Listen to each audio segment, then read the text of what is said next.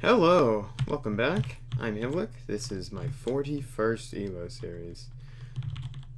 You know, it's very interesting to me that I have done...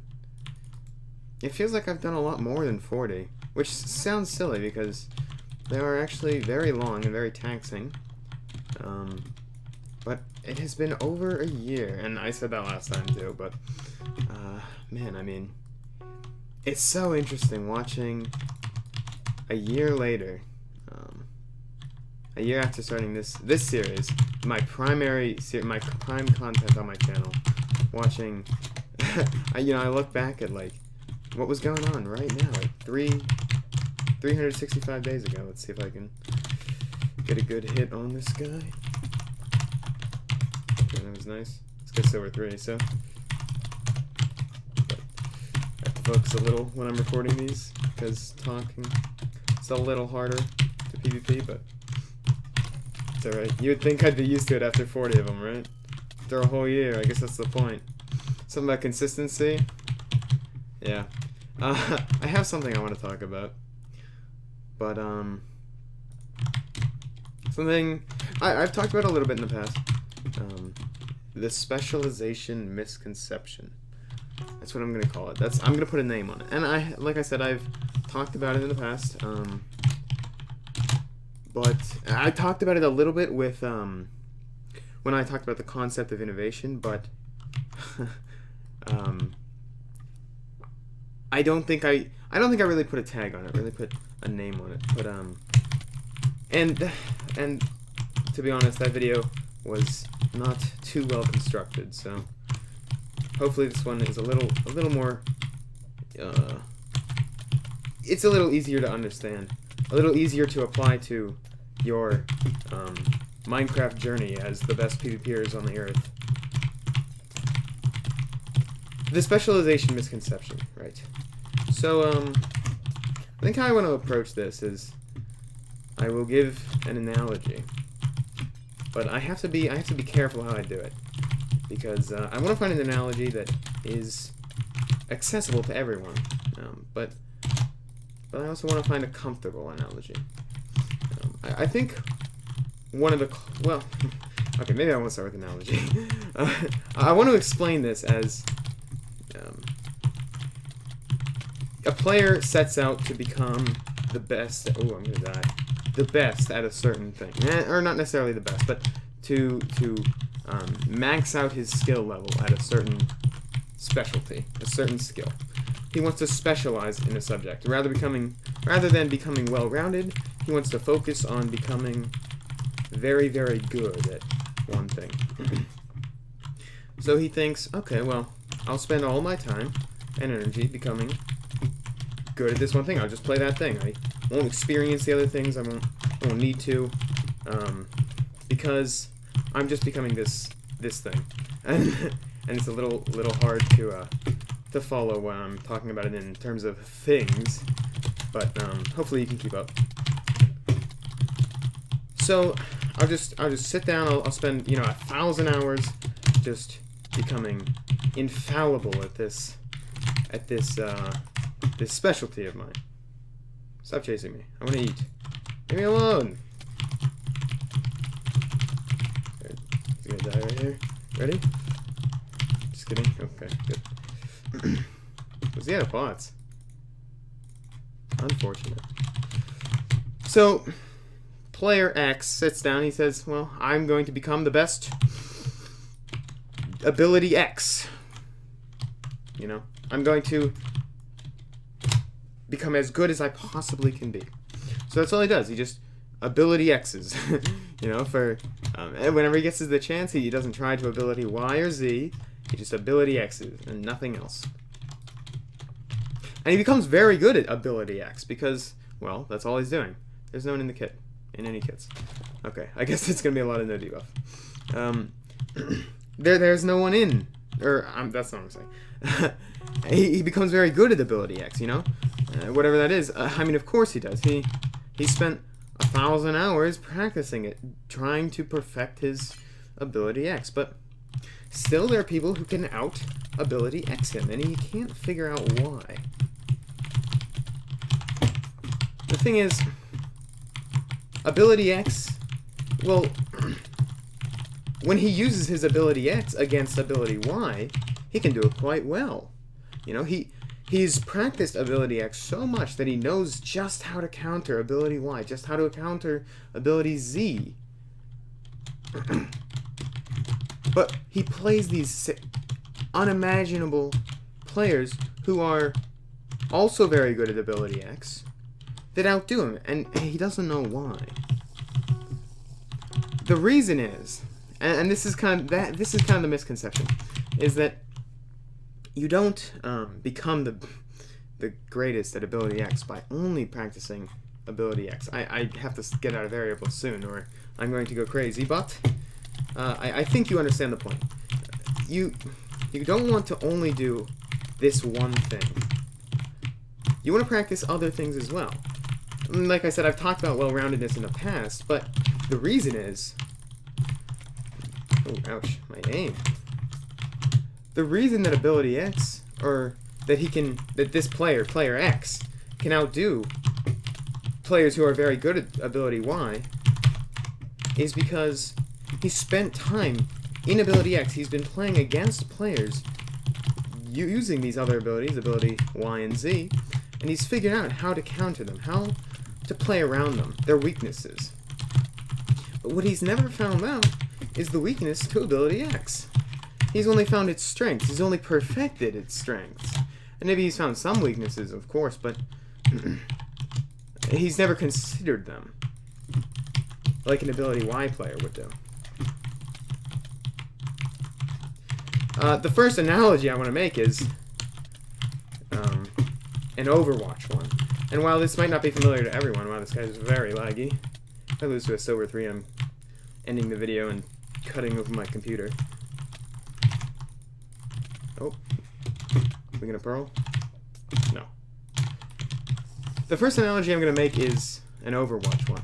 In Overwatch, if you're not familiar, I'll give a brief overview in saying that it is a team-based game mode with multiple skill sets, and certain skill sets counter other skill sets. It's a very complicated, very skill-based game of rock, paper, scissors. So, you know, one character will counter the next, and but that character will get countered by a different character, etc., etc. And now, even if you're getting countered by a character, if you're very good at your character, if you're good enough, maybe you know how to avoid getting countered. That's the point. Very specifically, let's talk about a classic counter. Say you're a Pharah main, and they bring out a McCree. Now, just being a Pharah main, just playing Pharah hour after hour, maybe you don't know how to play against McCree. And not that you don't know how to play against McCree, but you don't understand the in-depth lacks, the in-depth weaknesses that McCree has, until you play McCree for yourself. So maybe you can dodge McCree in your own way, and you can think about it from your own perspective, but you will never be able to be the best Pharah until you can understand what makes someone the best McCree. Understand how to play against very good McCrees rather than bad McCrees. And this is very specifically the specialization misconception. Of course, in Minecraft, it's not so cut and dry like Pharah and McCree, but you still have the same things. I think the difference is Pharah and McCree are combative skills, and what I mean by that is that McCree directly counters Pharah. So, like, McCree is built to beat Pharah. Whereas in Minecraft, you have skills that kind of work around each other. I think the most directly combative two skills that I can pick out from Minecraft, the only ones that are very that's my phone. 1 second. Sorry about that, cut. I'm back. Okay. the two skills that I can pick out of Minecraft and say are most closely combative, and that are very familiar to everybody, so it's not specific like an OCN reference, are bow spamming and sword rushing. And these are the two skills where I first recognized this trend. You know, I think that, you know, back in the days of Iron OCN, when Iron OCN was the most popular ladder, there were players. It was designed to be a pretty balanced kit between between sword and bow,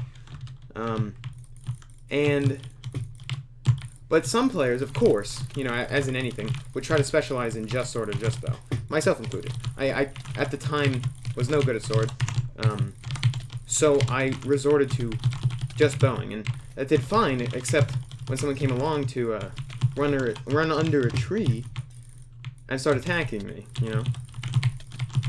And bad sword rushers, maybe per se, I can keep at bay, but good ones know how to dodge me.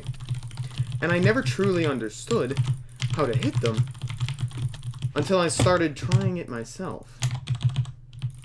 Of course, this wasn't until much later, because I really had not understood the idea that I was the idea that I was under a misconception.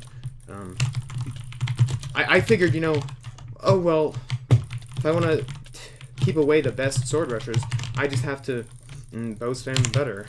You know, I'm critting him out while he's eating. I'm an asshole.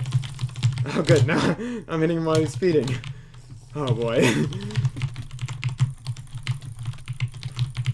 But so, as soon as I, you know, started to try to close in games quickly, I think it was when I started playing Diamond, I didn't have the patience to sit there and bow, and I didn't really care as much about my rank either. So I started just moving in quickly, not trying to bow. And I understood, like, I started to see this pattern where I recognized things in my own playstyle that I had seen other people who had sword rushed me in the past do. Oof, yikes. Sorry about that. That's when I kind of started to recognize this this trend. I don't know. I mean, there's not too much to say about it, but I think the moral of the story is, if you'd like to be the best Pharah, play some McCree. If you'd like to be the best sword rusher, bow people back. Try it out. Play it enough so that you understand how the in-depth mechanics of it work.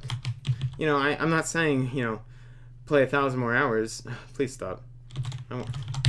Please go away. Why?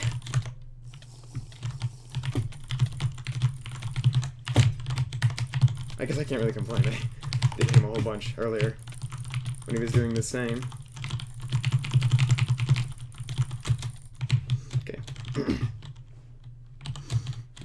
But it's not just these combative skills that have this specialization misconception. I mean, I think it's other things too. I think it's things like maybe border camping versus snowballing in a UHC, or it's playing aggressively or defensively in anything, in a team game or in a 1v1. These are all Minecraft examples because I'm trying to apply this theme to Minecraft so that, you know, you can become better Minecrafters.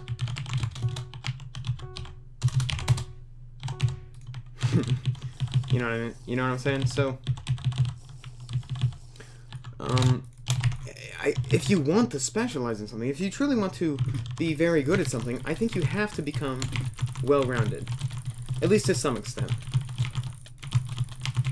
Now, I'm not saying don't specialize, because, you know, the people who are best at their own subject, if you will, they're renowned, right? You know, the people who are well-rounded but aren't particularly good at anything are hardly noticed. But the people who are extremely good at one thing and, you know, subpar at other things, of course get recognition. But I'm saying to become that, to become so specialized in something, you have to at least have some experience in other things.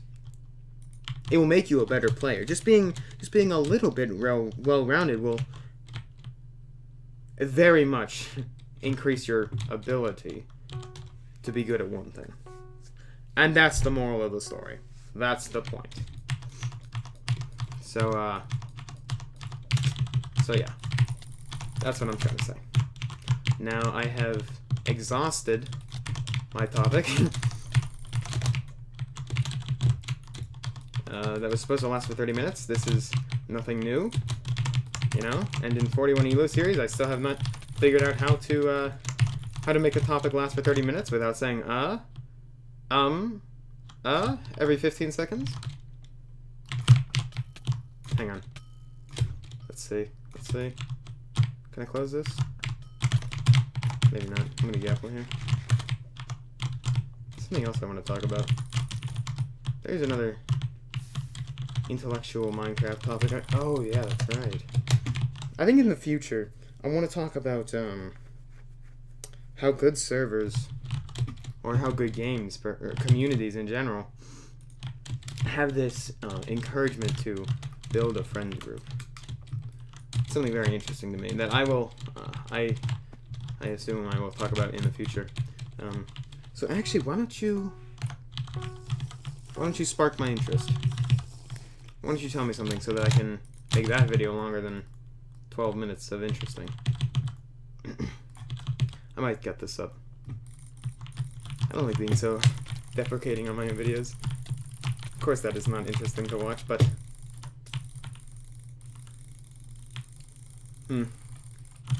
it's funny, I messaged a big Overwatch YouTube channel this concept on Twitter, and didn't seem to like it. the Your Overwatch account. I don't talk a lot about Overwatch these days, but I don't know. Something I play. If you want to take the specialization misconception, now that all of you are enlightened and will never overly specialize again, if you want to take that idea into a broader sense, then maybe I have to become a good Overwatch player to become better at Minecraft. Interesting. I'm sure I've learned things about Minecraft from playing Overwatch. And vice versa, of course. In fact, I think where I talked about this specialization misconception in the past was I talked about a universal skill. That's right. I talked about how I don't believe that someone can be so good at anything without being at least a little bit good at everything. So when people say, "Oh, that guy's only good at bow and he's shit at sword," I just don't believe it's true. I just don't believe it's the case. I don't believe that with like, you know, 4 hours of understanding the basics, the fundamentals of whatever new skill that he perhaps does not understand, he can't be actually quite good. At least decent. It just doesn't make any sense to me, and I've never truly seen it be the case. I see people say it about people all the time, but it just does not make any sense. And more often than not, this is Moxie I'm fighting. Well, look at that. All the interesting fights always happen towards the end of the video, when everyone already clicked off. Alright.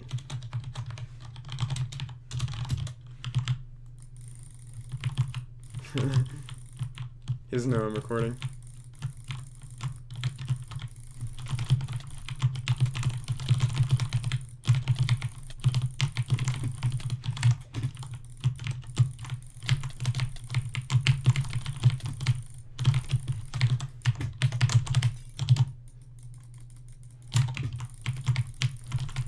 It's like a slow-paced fight. It's weird.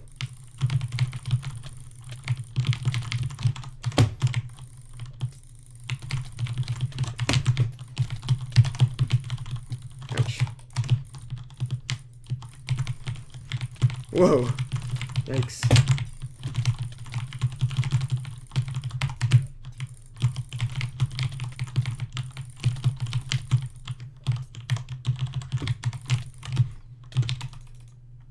Stop. Why? Relax, Moxie. It's just MMR.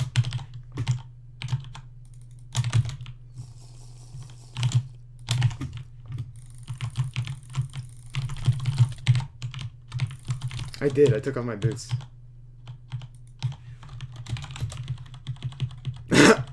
I've done it. Alright. This was a good fight. Now, if Moxie's a baller, he's gonna take off his own boots.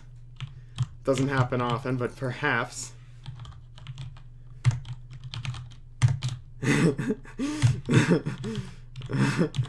Oh no.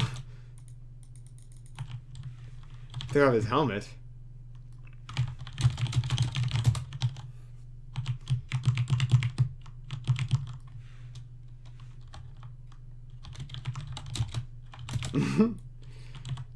Well, this seems like a good place to end the video.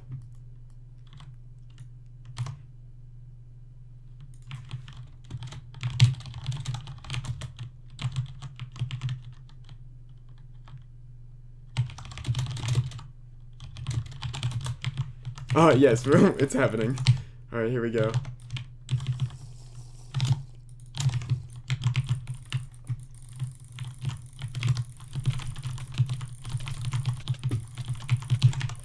Oh no, he's gonna kill me. I'm gonna go really aggressive. I guess it's the only way to win like this. Without boots. I can't actually believe he took off his boots. What a badass. I didn't think he had it in him. +1 respect, Moxie. Oh my god. Oh my god. So I think that this is a good place to end the video.